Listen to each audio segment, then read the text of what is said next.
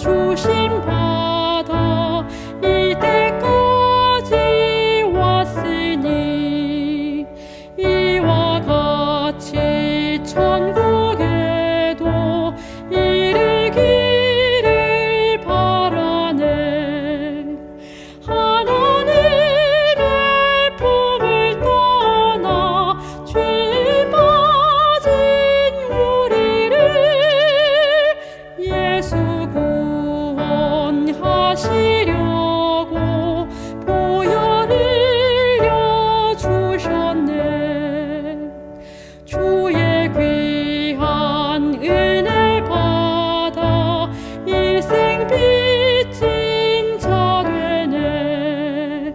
주의 은혜 사슬 되사 나를 주께 매소서. 우리 마음은 연약하여 범죄하기 쉬우니 하나님이 받으시고 천국인을 치소서.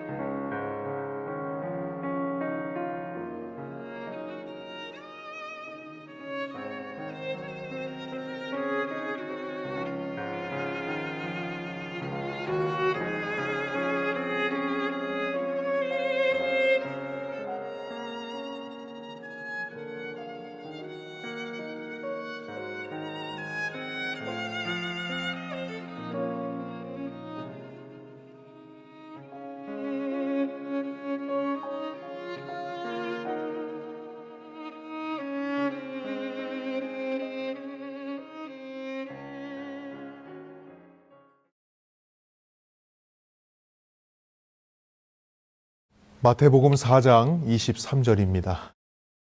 예수께서 온 갈릴리에 두루 다니사 그들의 회당에서 가르치시며 티칭입니다. 천국 복음을 전파하시며 프리칭입니다. 백성 중에 모든 병과 모든 약한 것을 고치시니 힐링입니다. 그의 소문이 온 수리아에 퍼진지라. 사람들이 모든 앓는 자, 곧 각종 병에 걸려 고통당하는 자, 귀신 들린 자, 간질하는 자, 중풍병자를 데려오니 그들을 고치시더라. 갈릴리와 데가볼리와 예루살렘과 유대와 요단강 건너편에서 수많은 무리가 따르니라. 예수께서 무리를 보시고 산에 올라가 앉으시니 제자들이 나아온지라. 입을 열어 가르쳐 이르시되. 안녕하십니까? 저는 삼육대학교에서 청년들의 교회 세이교회를 섬기고 있는 서중원 앞에 목사 조덕현입니다. 13번에 걸쳐 예수님의 산상설교, 즉 마태복음 5장부터 7장을 본문으로 하여 피차 은혜를 나누는 시간을 가지겠습니다. 산상설교는 어떤 의미가 있는 본문일까요? 비단 이 설교가 선포되었을 2000여 년 전뿐만 아니라 종교개혁이 그 힘을 잃어가던 시기, 교의적 옳고 그름으로 촉발된 종교개혁이 실현된 독일에서 진리가 거짓으로부터 분리는 되었지만 개혁은 그 힘을 잃어가기 시작했습니다. 왜일까요? 진리를 깨닫기는 하였지만 그 진리대로 삶을 살지 않는 성도들이 늘어가는 모순 앞에서 개혁자들은 절망하고 맙니다. 아는 일 투 노우입니다. 그리고 사는 일 투 리브입니다. 이것이 분리되어 버린 것입니다. 독일 및 목회자들 아른트, 진젠도르프와 같은 개혁자들은 암과 삶이 분리되는 모순을 좁히고자 노력을 하였습니다. 어떻게 하면 아는 만큼 실천될 수 있을까를 말입니다. 이들을 우리는 소위 경건주의자들이라고 부릅니다. 이들이 가장 중요하게 여기고 강조했던 본문이 바로 산상설교 마태복음 5장부터 7장의 말씀입니다. 무엇이 진리이냐를 넘어서 어떻게 살아야 하는가를 고민했던 믿음의 선조들처럼 우리도 같은 고민 앞에 서 있는 것입니다. 오늘날 재림교회 성도들에게 진리에 대한 확신을 넘어서서 진리대로 살아가는 데 있어서 중요한 지침이 될 줄 믿습니다. 본문을 하나하나 의미를 되새기면서 천국의 시민으로 살아가야 하는 우리들에게 삶을 변화시키는 원칙의 말씀이 되기를 기원합니다. 산상설교의 역사적인 배경은 다음과 같습니다. 예수님은 1년 6개월 정도의 유대 봉사를 마치셨습니다. 그리고 갑자기 그의 사역지를 갈릴리로 옮기셨어요. 그 후 여러 성읍 촌락을 두루 다니시면서 첫 번째 갈릴리 선교 봉사를 마치셨습니다. 이는 3년 반의 봉사 중 중간쯤이 바로 AD 29년 늦여름으로 생각됩니다. 이 시기는 예수님의 사역의 전환점을 가져오는 중요한 시점이었습니다. 유대 봉사에서 갈릴리 봉사로 옮겨지는 전환점에 바로 산상설교가 놓여 있는 것입니다. 유대인을 위해 집중된 1년 반의 시간이었습니다. 그러나 성과와 열매를 따지고 보면 유대인들을 위한 노력은 허지로 돌아가는 듯이 보였습니다. 그 후 예수님은 자신의 고향을 방문하셨다가 엄청난 고초를 경험하셨지요. 그나마 있었던 초기 제자들이 뿔뿔이 흩어져서 자신의 고향으로 돌아가게 됩니다. 그리고 빈털터리가 되신 듯이 갈릴리 호숫가로 돌아오셨습니다. 그러자 언제나처럼 수많은 병자들을 고치셨지요.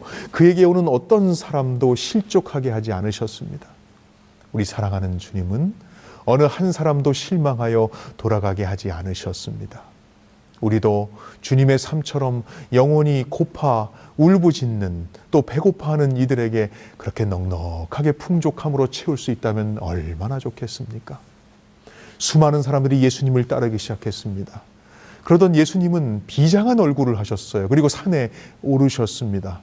뭔가 특별한 이유가 있는 듯이 보였습니다. 아주 평범하지 않은 밤이었어요. 왜냐하면 예수님이 밤이 새도록 기도하셨기 때문입니다. 예수님은 다시 실망하여 돌아간 제자들에게 다시 나타나셨습니다.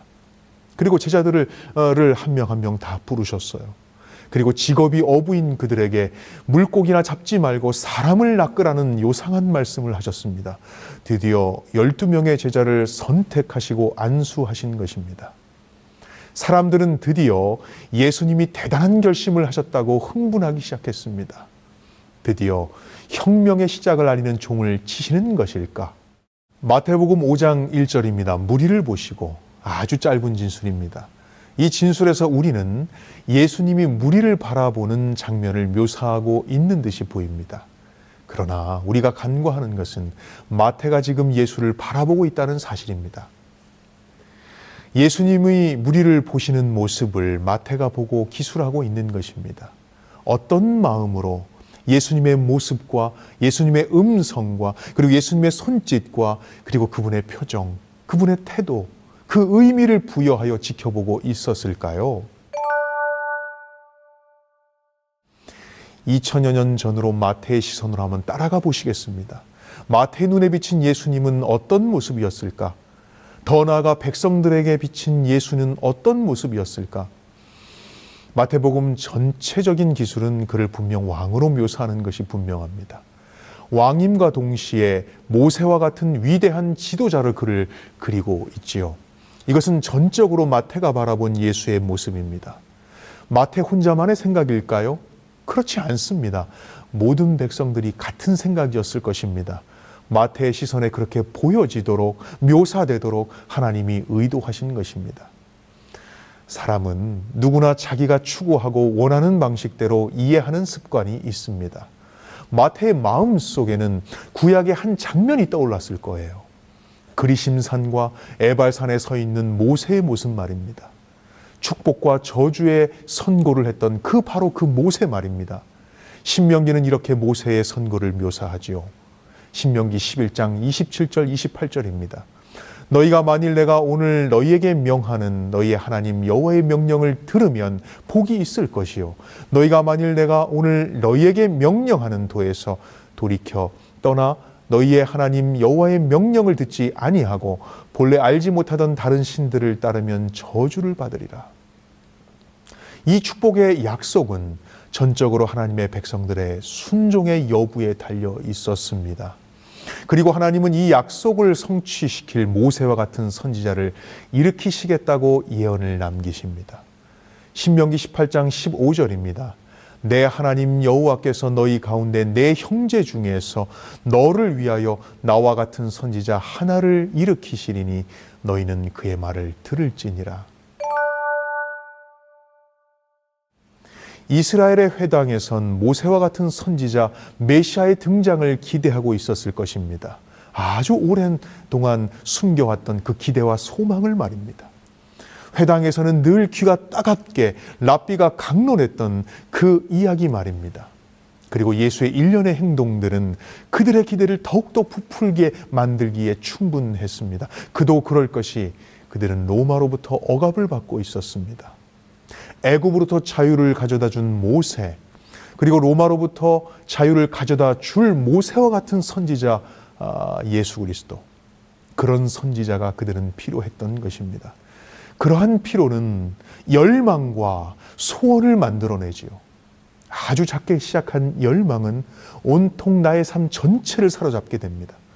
더군다나 백성들은 말이죠. 얼마 전에 주님의 음성을 들었어요. 천국이 가까웠다는 그 음성 말입니다. 그런데 그 말씀을 하신 지 얼마 지나지 않아서 그분이 산 위에 서신 것입니다. 산상보훈에 이런 말씀이 있습니다. 상상의 나래를 펴고 당시 그곳으로 되돌아가 보자. 제자들과 함께 산상에 앉아 그들의 마음을 채우고 있는 생각과 감정 속으로 파고 들어가 보자. 이제는 반대로 예수를 바라보는 마태와 백성들의 시선이 아니라 예수님이 백성들을 바라보는 시선을 따라가 볼까요? 예수님은 그들 한 명 한 명을 눈여겨보셨을 것입니다. 그들 마음속에 있는 흥분, 그리고 기대, 그리고 욕망을 말입니다. 예수를 둘러싼 군상들을 상상해 보십시오. 그 중에는 지도자들과 교사들이 있었습니다. 그들은 예수의 말씀에 흠을 찾아내고자 신경을 곤두세우고 있는 사람들이었습니다. 이들 대부분은 예수님의 이적에 눈이 멀어 따르는 자들도 있었을 것입니다. 그러나 예수님은 이 모두를 버리지 않으셨어요. 그 중엔 제자들도 있었습니다. 대부분은 예수님의 지난 사역에 대한 기대를 넘어서 실망을 넘어서 혼돈을 넘어서 반감으로 가득 차 있었습니다. 이적을 행하실 때에는 모두가 기대했겠지요. 그러나 자신의 능력을 10분 활용하지 않으시는 예수님을 도무지 그들은 이해할 수 없었습니다.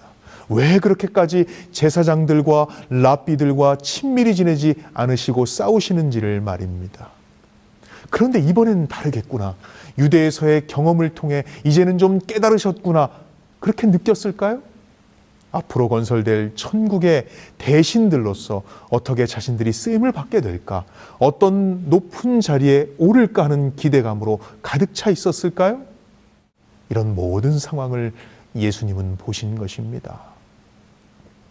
산상보훈에 있는 말씀을 읽겠습니다. 모든 사람의 마음은 멀지 않아 이스라엘이 주님의 택한 백성으로 만국 앞에서 존경을 받고 예루살렘이 세계적인 왕국의 머리로 높임을 받게 될 것이라는 희망으로 벅차 올랐다.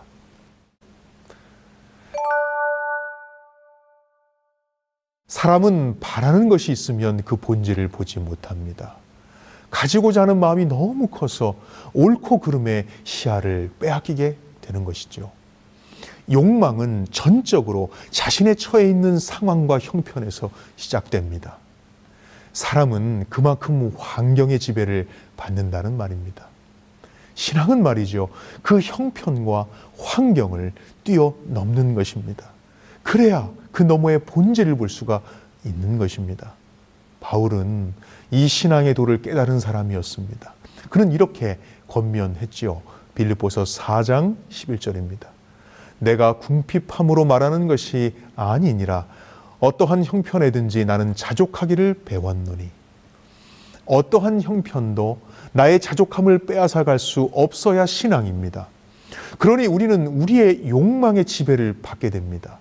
욕망이 너무 강하면 하나님을 욕망 아래에 두게 됩니다.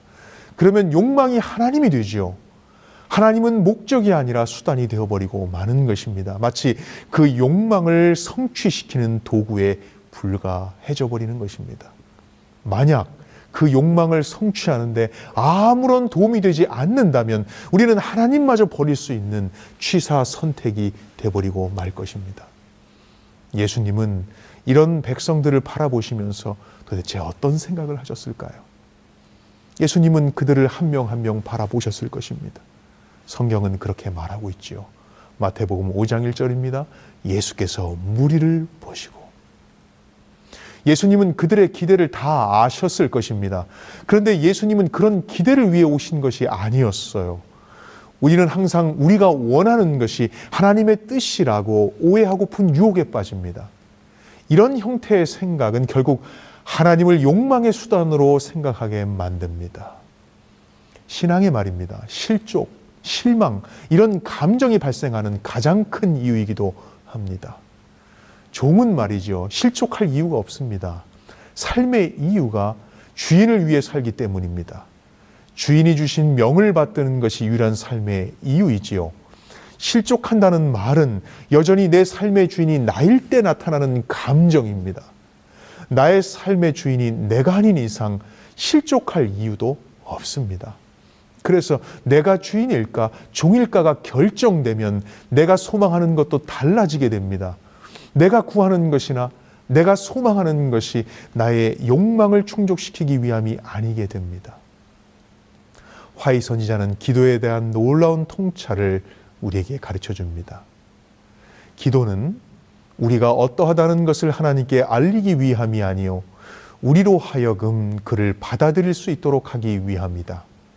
기도는 하나님을 우리에게로 내려오시게 함이 아니요 우리로 하여금 그에게로 올라가게 하는 것이다. 화이 선지자의 이 기도에 대한 놀라운 통찰은 우리의 삶의 원칙을 말해줍니다. 기도의 목적이 나의 욕망을 표현하고 요구하고 달래기 위함이 아니라는 것입니다. 그것은 하나님의 계획에 맞추는 삶이라는 것입니다. 우리로 하여금 그의 계획을 수용하고 참여할 수 있게 나를 변화시켜 달라고 기도하는 것이지요. 우리로 하여금 그를 받아들일 수 있도록 하기 위함이다. 하나님을 나의 욕망을 충족시키는 수단으로 끌어내려서 그분의 뜻을 꺾어버리고 나의 의지를 관철시키는 것이 아니라 나의 뜻과 의지를 그분의 뜻에 굴복하여 맞추는 것이라고, 그렇게 납득하도록 나를 변화시키는 것이라고, 그리고 즐겁게 순종하도록 마음이 변화되는 것이라고, 그것이 바로 기도의 참된 목적이라고 화이트는 말했습니다. 그리스도가 나의 삶의 이유가 되십니까? 나의 삶의 목적이 되십니까? 아니면 수단이 되십니까? 나에게 자문해 보아야 합니다. 내가 행복하기 위해 예수님이 필요한 것입니까? 아니면 예수 그 자체를 사랑한 것입니까? 아니면 예수를 주신 선물을 사랑한 것입니까? 자문해 보아야 합니다. 저의 생일이었습니다. 딸아이가 편지를 썼습니다. 감동이었죠. 또박또박 써내려간 편지의 글들을 읽어보니까 조악하기 짝이 없었어요. 그런데 여러분들, 저의 마음은 너무나도 행복으로 가득 찼습니다. 왠지 아십니까? 저에게는 그 편지의 퀄리티보다 딸의 마음이 전달되었기 때문입니다. 편지 때문이 아니라 딸의 마음이 전달됐기 때문에 행복했지요. 내가 그렇듯 내 딸도 그러기를 바라는 것이 아비의 마음입니다. 우리 하나님도 마찬가지 아닐까요? 10일 동안 대만 선교 봉사를 마치고 집에 돌아오는 날이었습니다. 전 딸아이에게 대만에 있는 인형 하나를 사가지고 가겠노라고 약속을 했죠. 일정 중에 그 약속을 지키기 위해 아침 일찍 전도회가 다 마친 그 다음 일요일에 상점을 갔습니다. 아무리 찾아보아도 파는 곳을 찾지 못했어요. 결국 빈손으로 돌아올 수밖에 없었습니다. 대신 대만에서 구할 수 있는 먹거리들을 사가지고 돌아왔지요. 딸아이가 잠을 자지 않고 저를 기다리고 있었습니다. 아빠 때문이었을까요? 아니면 약속된 인형 때문이었을까요? 인형을 가지고 도착하지 않은 저를 딸은 어떻게 했을까요? 정답은 무엇이었을까요? 여러분의 상상에 맡깁니다. 어쩌면 오늘 우리가 하나님의 말씀을 순종하고 열심히 교회에 나가고 11조를 내고 봉사를 하는 모든 것이 주님 그 자체가 아니라 주님이 주시는 축복 때문이라면 우리 주님은 얼마나 슬프실까요? 제가 사실은 그런 사람이었습니다. 나만 알아달라고, 나만 사랑해달라고, 나만 그저 축복해달라고. 저에게 늘 언제나 하나님은 수단이었는지 모릅니다. 도구였는지도 몰라요. 그러니 매번 실망하고 좌절했는지 모릅니다. 실족하였는지 모릅니다. 우리 사랑하는 주님이 나의 목적과 여러분의 목적과 이유가 되게 해달라고 같이 기도하십시다. 그동안 우리가 그리 살았다면 같이 회개하십시다. 우리 주님은 우리에게 삶의 이유요 목적이 되기를 원하십니다. 우리의 욕망이 다가와요. 그 욕망은 주님의 뜻을 흐리게 만듭니다.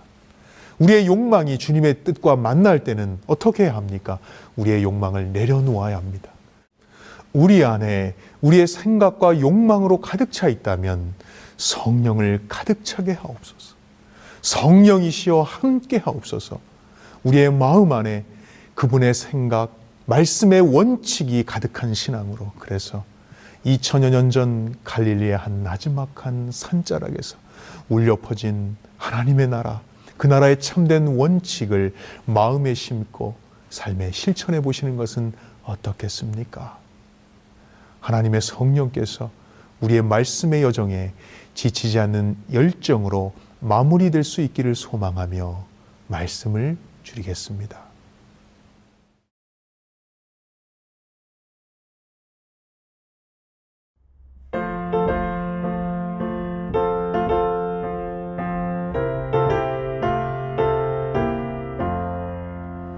주의 것이 되려 하오니 가르쳐 주소서. 주의 뜻을 행기 원하니 도와주소서. 온전히 주의 것이 되고자 온전히 내가 약속합니다. 세상 쾌락 부귀 명예는 정함이 없으니 오베 예수 얻기 위하여 버릴 맘 있네. 온전히 주의 것이 되고자 온전히 내가 약속합니다. 꿈결 같은 세상 영화를 모두 다 버려도 예수 나와 함께 계시면 안위 됩니다. 온전히 주의 것이 되고자 온전히 내가 약속합니다.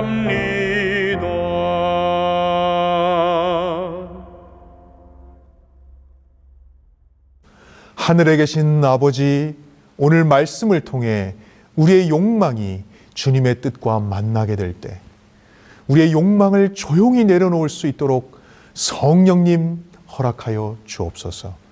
그래서 우리의 마음속에 성령으로 가득 차게 하여 주옵소서. 나의 삶의 목적과 이유가 되시는 그리스도이신 예수님 이름으로 기도하나이다. 아멘.